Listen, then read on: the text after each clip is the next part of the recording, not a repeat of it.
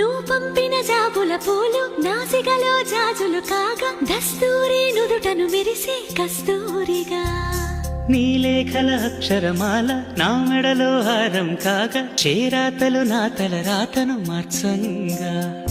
నువ్వు రాసిన ఈ ఉత్తరమే నా మనసుకు అర్థంగా నువ్వు చేసిన ఈ సంతకమే మన ప్రేమకు పసుపు కుంకుమ అర్థంగా